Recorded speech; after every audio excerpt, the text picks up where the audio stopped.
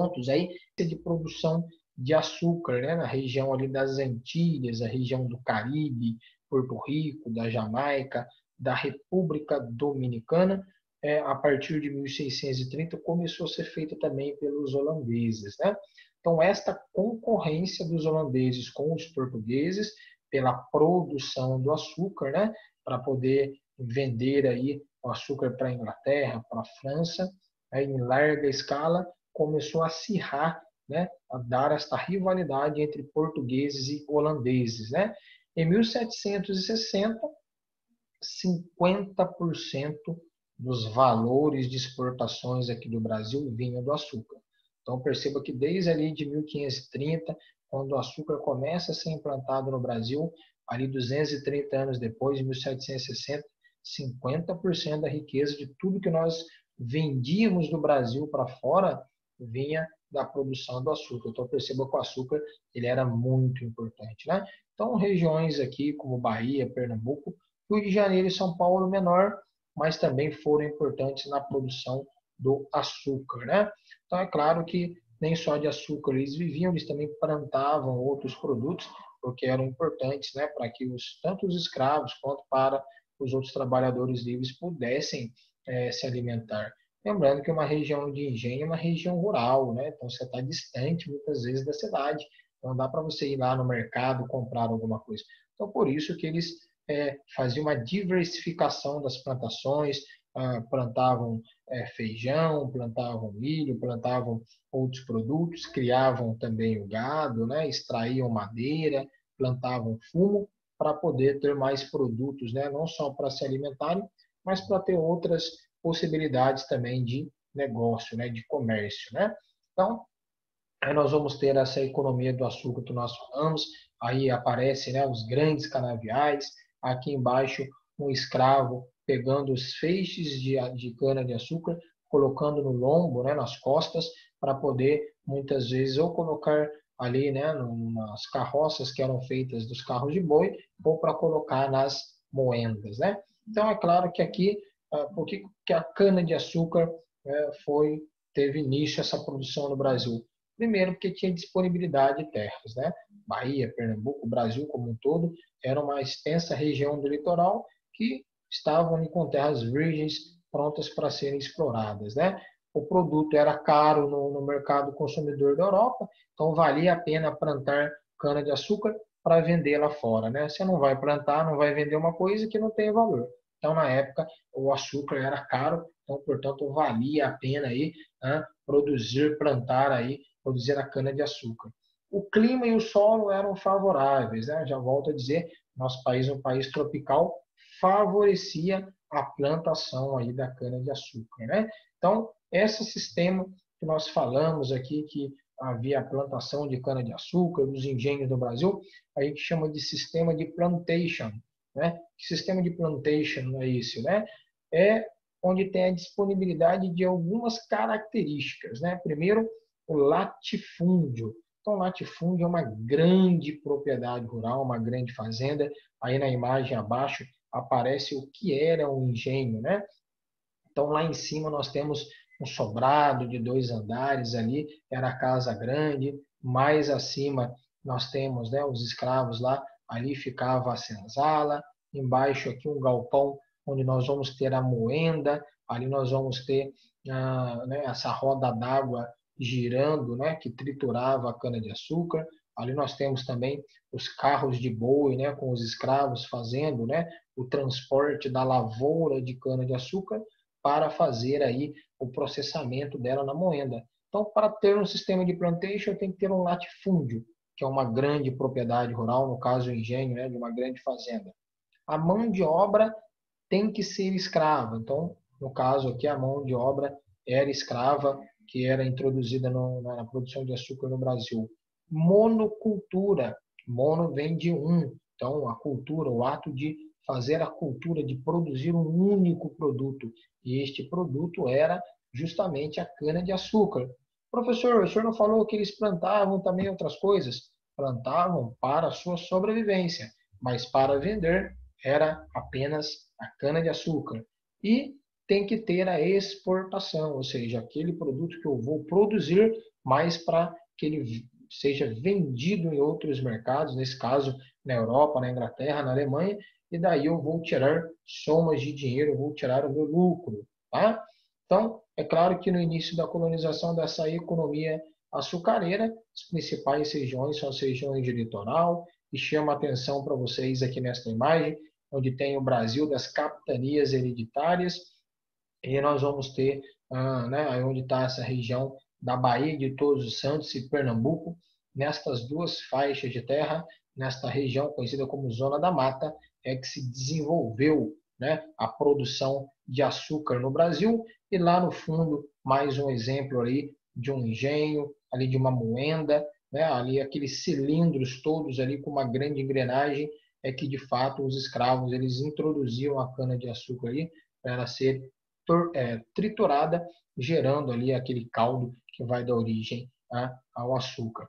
Aí uma outra imagem também importante, ao fundo nós vamos ter as juntas de boi, os bois também colocados lado a lado, de forma circular, eles iam sendo tocados, né, pelos escravos de forma circular, eles iam fazendo esta grande engrenagem rodar, e ali aparece, né, os escravos colocando, né, lá em cima um grande cavalete de madeira, o escravo vai jogando esta cana de açúcar, que vai sendo triturada e gerando ali, né, a matéria-prima para a produção do açúcar. Aqui uma imagem já de uma pequena produção de açúcar numa área de cidade, né, dois escravos aí com os braços fortes, e eles de forma circular vão rodando esta alavanca, e ali os dois escravos, né, dos dois lados vão colocando a cana, e a cana vai ser triturada, moída, vai gerando líquido que vai caindo na bacia que está logo abaixo do escravo ali, que aparece de calça vermelha. Isso é para vocês terem um exemplo também de como que era produzido aí esta cana de açúcar numa região urbana, na região da cidade, né?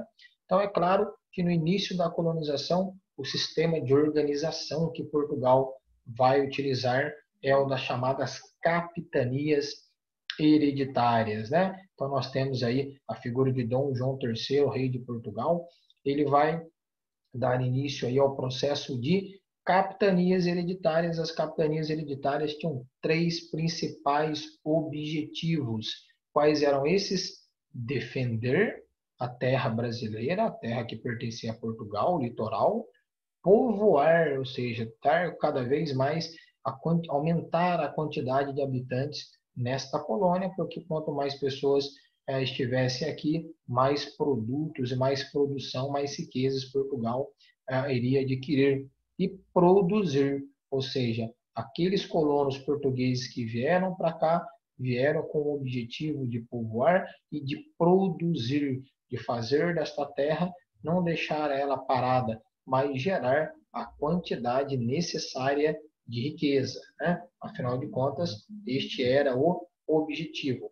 E aí nós vamos ter aí a divisão nessas capitanias, 15 capitanias hereditárias, desde lá de cima do Pará até aqui embaixo São Vicente, Santana, na região de São Paulo. Então, toda esta região, Rio Grande, Itamaracá, Pernambuco, Bahia, Ilhéus, Espírito Santo, São Tomé, São Vicente, né, o Maranhão, o Pará, toda esta região era a região, essas fatias de terra, perceba que sempre somente a região ali do litoral, essas faixas de terra têm o nome na frente dos capitães donatários, os responsáveis por organizar a vida, a administração, de conseguir fazer com que aquelas regiões fossem protegidas, que houvesse o povoamento e que houvesse a produção, né, os objetivos que nós acabamos de ver.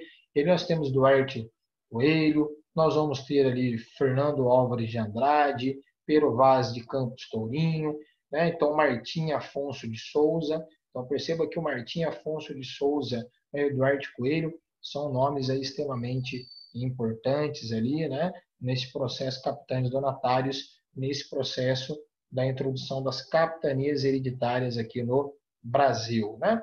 Então aí nós temos um esqueminha que explica as capitanias hereditárias eram concedidas pelos seis, né? O rei de Portugal aos capitães donatários, esses capitães donatários, esses fidalgos, esses nobres portugueses, eles tinham o direito de posse, né, hereditária da terra.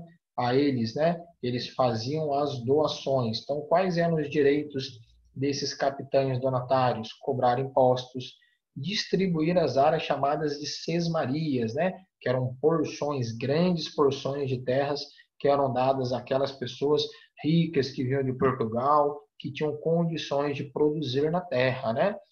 Eles também tinham o direito de aplicar a justiça, né? Como se fossem governadores, eles aplicavam como administradores a justiça, resolviam problemas sociais, brigas, conflitos aqui na terra, e eles tinham o direito de explorar a terra, tá? Conforme eles bem entendessem, davam a terra para quem eles quisessem, né?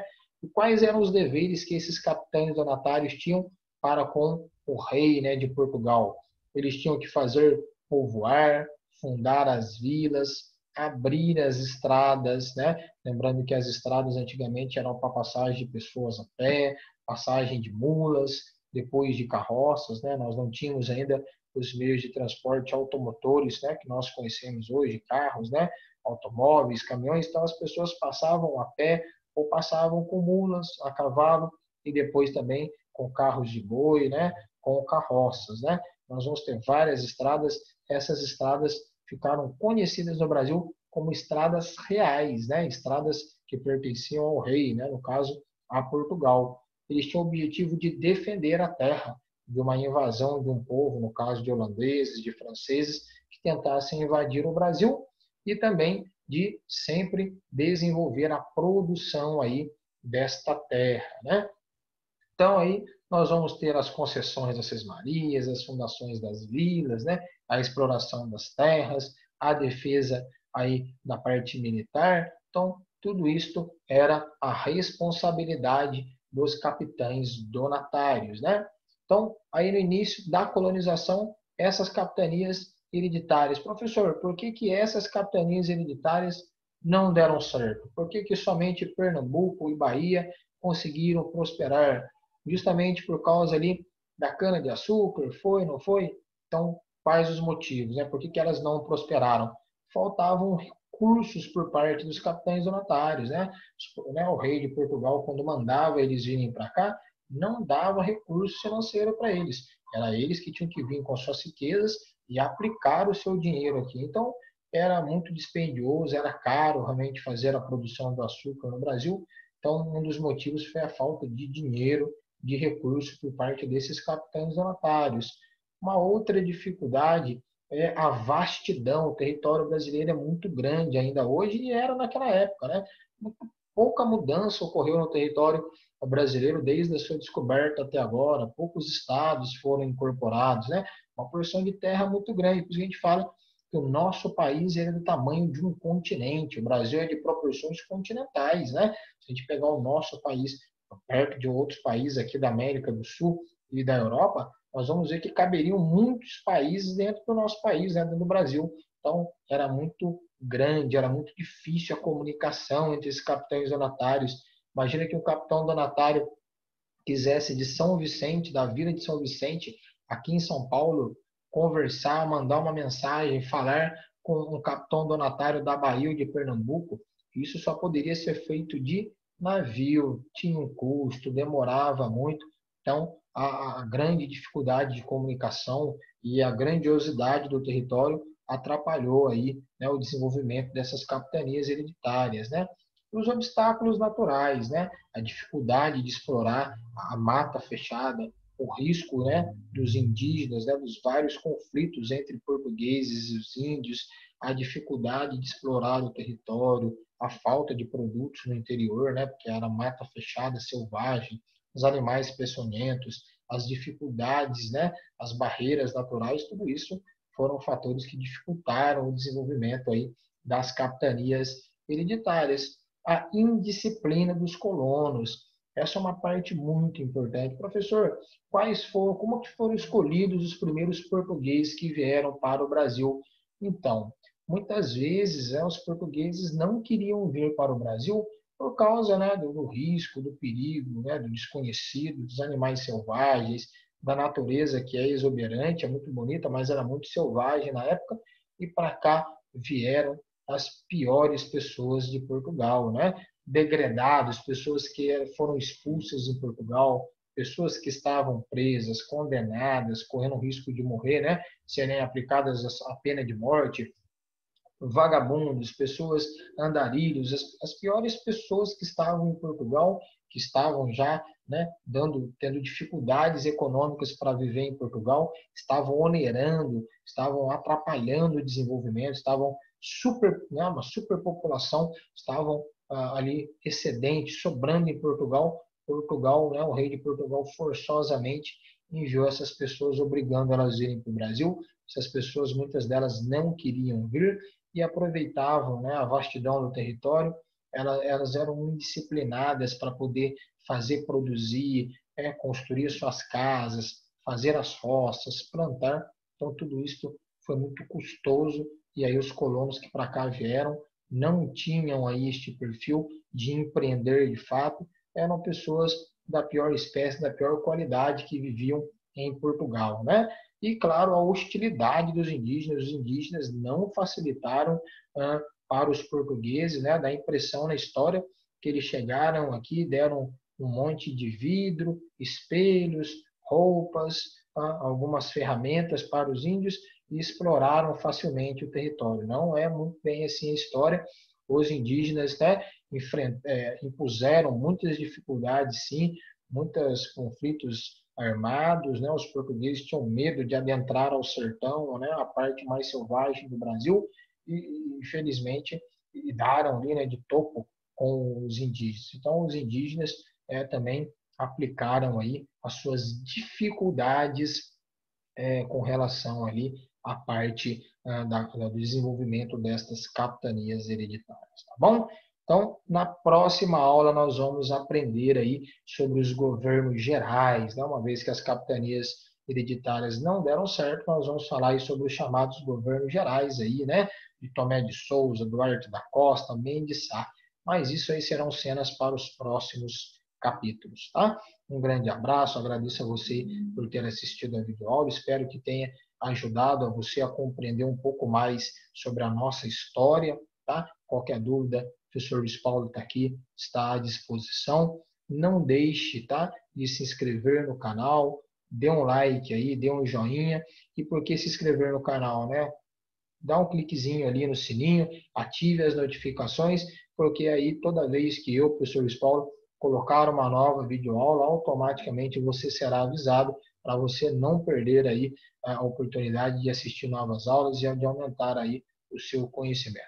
Tá bom? Um grande abraço, até a próxima aula, tá bom?